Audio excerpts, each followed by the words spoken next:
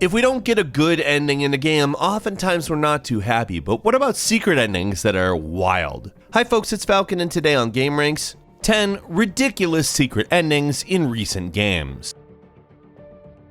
Starting off at number 10, The Outer Worlds is all about choice. You can be violent, non-violent, smart, or even stupid. Yeah, it has come up a lot before, but for good reason. The fact that the game allows you to use special stupid dialogue options if your intelligence score is low enough is one thing, but the fact that you can get a special ending by choosing the option is wonderful. What can you do that's so stupid that it ends the game? Well, basically, your main goal in The Outer Worlds is to revive a colony ship filled with a ton of frozen colonists. Near the end of the game, you finally got all the resources you need to revive everyone, but first you have to steer the ship to a safe place. Everyone you talk to makes a really big deal over how dangerous it is to navigate the ship in a solar system. They go on and on about how even with a super AI at the controls, there's a good chance the ship will crash. So yeah, you can probably guess where this is going. Yeah, when you get to the bridge of the colony ship and your intelligence is low enough to get the stupid dialogue option, you can choose to steer the ship yourself instead of having your AI do it. This does not go well. On a scale of pointless but easy to miss endings in video games that are hilarious and dumb, this one actually ranks pretty high.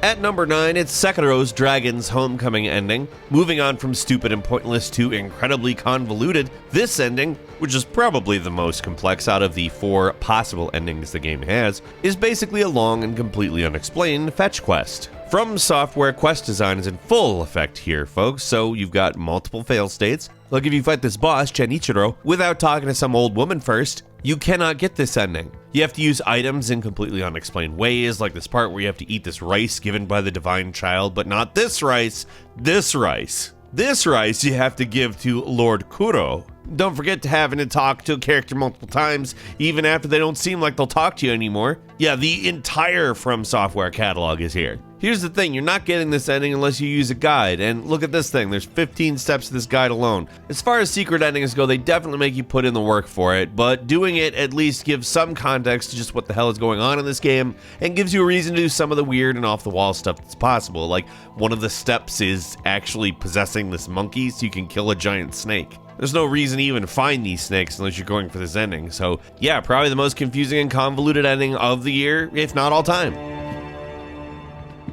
And at number 8, Devil May Cry's Prologue Victory. This is a classic setup. In the prologue, you fight the main bad guy, Urizen. And he kicks your ass because you, as Nero, are way too weak to defeat him. You spend the rest of the game getting back to where you were to fight him for real this time. But here's the cool thing, you can actually beat him in the prologue, it's totally possible. I mean, it's basically impossible normally, but it can be done. It would take a very long time and some pretty clutch dodging skills to beat him fair and square, but thankfully you don't have to. Just crank the difficulty down, use all those New Game Plus abilities, and he's pretty easy to take down actually. Sadly, the ending you get for this isn't that great. It's basically just a black screen saying you won, but still, it's actually pretty funny.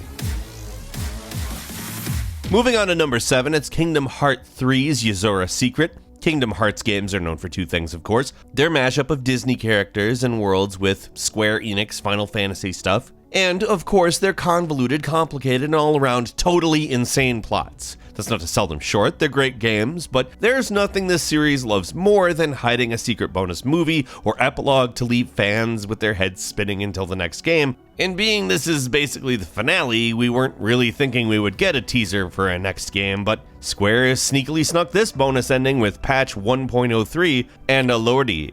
Now, of course, this being Kingdom Hearts, you don't just get this little ending bonus. You don't just beat the game and get it. You have to find these lucky emblems hidden all over the place. Weirdly, the requirement for finding them gets lower as the difficulty level gets higher, so getting this ending on Proud Mode is actually a lot easier. But when you get enough emblems and beat the game, this happens. Yep, this is pretty weird. It looks like Sora in modern-day Shibuya, Tokyo, right? That's crazy enough, but if you've played Kingdom Hearts 3, you know that the name of this ending, Yozora, is actually the name of the protagonist of the in-universe game gameranx, which you'll actually see a lot of in the Toy Story section of the game. So you're in a game within a game. Even weirder, gameranx is obviously a play on Final Fantasy XIII Versus. which was the game that was eventually cancelled and later turned into Final Fantasy XV, even though the end product was significantly different, which was worked on by Tetsuya Nomura, the lead director of Kingdom Hearts. Basically just a bunch of total meta nonsense, so let's move on.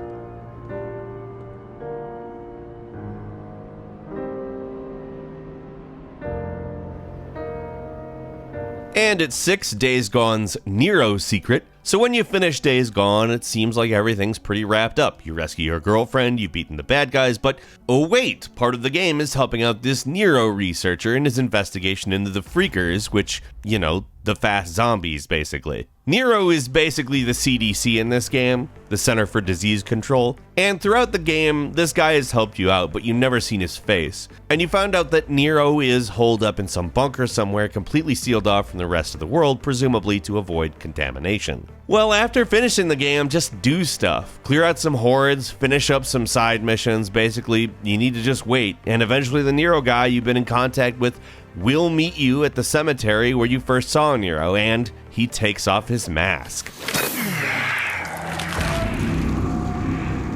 Then he jumps into the helicopter from the ground, so basically the game goes full Resident Evil, with Nero being a whole organization of Weskers, which, yeah, is basically a pretty crazy sci-fi twist on what has been a pretty grounded game so far. Even though it's mostly just a sequel hook, it's completely crazy and awesome, actually.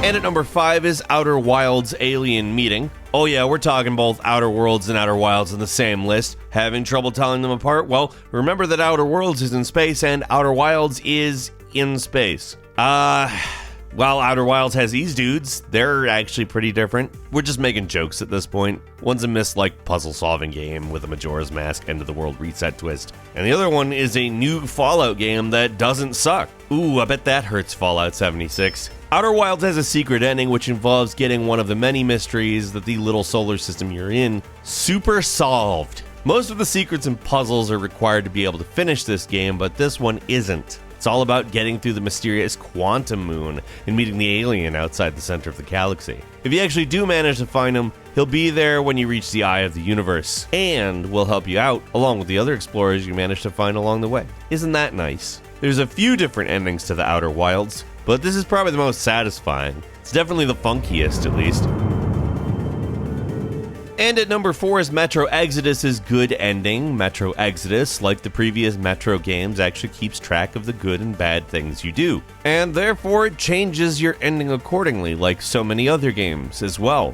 If you do good stuff like not shooting innocent people, help out your buddies, or just generally be nice, you'll get a good ending. But if you miss out on some of these context-sensitive actions, or if you had no idea they even existed, which is likely on account the only notification you've done something good is a weird little flash of light on the screen with no explanation as to what that meant. So what actually happens? Well, basically the game ends at this dead city. You're there for a radiation cure. Getting it leaves you intensely irradiated though, so it's up to your buddies to save you, and if you've been a jerk this whole time, kicking radiation puppies and stuff, you'll die. But if you've been nice, like sneaking past these hostile but innocent enemies, you'll survive. It's not particularly complicated, but this game never tells you that there are morality choices. Hell, I played the previous 2 games in the series and I didn't realize there were morality choices in them until this game. That's how easy they are to miss. Unanimously approved. And number 3 is Bloodstained Ritual of the Night and its Reverse Castle. This game basically made all its money on a Kickstarter as being a nostalgia reboot of Castlevania Symphony of the Night, right? But enough talk! How about you? So it pretty much had to have one of that game's most famous features. I'm talking about the Reverse Castle, the second half of the game hidden behind a cryptic sequence of clues that gives you a secret method to break the spell of Richter Belmont. Well, yeah, it does have that. It's not exactly an entire second castle or anything like that, it's just 2 new areas, but just like Symphony of the Night, it gets you the true ending rather than the standard disappointing ending where you just kill the guy who's clearly not quite the bad guy. So in Bloodstained, you fight Gebel in the Hall of Termination. If you don't do anything special, then nothing happens, you just kill him and get the bad ending. But if you've fully explored the castle, and got a special sword, you can break the illusion of the area by slashing the blood red moon. From there, you can go into the other world, which is basically a shorter, weirder version of the reverse Castle of Symphony, and you get the true ending. It's also probably the least secret ending on here because this game's, well, connected to a game with probably the most well-known secret ending of all time. But they did put a fun twist on it, at least. The fact you actually had to attack the moon actually got me by surprise. Like pretty much the whole game, this secret ending is basically like Symphony of the Night, but with its own interesting twist on it. You'll pay for this transgression. Death is too kind for you. And at number 2, Dragon Quest Builders 2's Hidden Epilogue. Dragon Quest Builders is of course a massive game, and just like the rest of the games in the main Dragon Quest series, there's an epilogue of sorts. But here's the thing, you'd never think it would be in there. Why? Because it's so friggin' hard to get. Here's the stuff you have to do to unlock this secret ending. Finish 35 tablet missions. Unlock 45 recipes. Finish every scavenger hunt. Every scavenger hunt. Finish every scavenger hunt. All of them, not some of them, all of them. And share a Buildertopia block. You may have been able to tell from the way I said all of those things, particularly the scavenger hunt one, or perhaps from playing the game itself, that that's a lot of stuff. You pretty much have to 100% the game, and even at 50 plus hours, we're nowhere close to getting there here. Thankfully, it doesn't add any shocking twists or important information, it's just a nice little bonus for going through all the trouble of doing all that junk. Not the most exciting, but the fact that it exists, and that barely anyone has seen it, is interesting enough. And finally, at number 1 is Blasphemous's Path of the Believer. I mean, this is already a really super weird and dark game, but it's totally possible to get the end of this game and not even really realize what the goal of it is. Like, what are you even doing? Are you supposed to stop the miracle? Basically the reason the world is so weird and screw up, or join with it? Are you going to contain it? Are you trying to make it worse? Who really knows? But it is pretty easy to tell that the standard ending, where you try to climb the mountain of ash, but instead sink to the bottom of a literal pile of ash, is not the good ending. Or whatever counts as a good ending when the game is as convoluted as this game. How you actually get the good and or true ending is only slightly less convoluted than the one in Sekiro, but the method is unfortunately very similar. You use items that you don't think you can, you talk to very specific NPCs in very specific locations, destroy some statues that you probably never thought that you would even be able to, let alone that you would have to, and the, let's just stick with true ending is yours. You're finally able to climb that big old mountain of ash and, oh, you stab yourself and turn into a tree. What does it all mean? I don't know. It's a pretty wild secret ending, and I feel like that's really all you need to know for this video. We didn't establish a responsibility of needing to understand anything here, right? Right. Job done, Falcon. So, did you play any of these games, get any of these endings? Leave us a comment, let us know what you think, and if you like this video, click like. If you're not subscribed, now's a great time to do so. We upload brand new videos every day of the week, and the best way to see them first is, of course, a subscription. So click subscribe, and don't forget to enable all notifications. As always, we thank you very much for watching this video. I'm Falcon. You can follow me on Twitter at FalconTheHero, and we'll see you next time right here on GameRanx.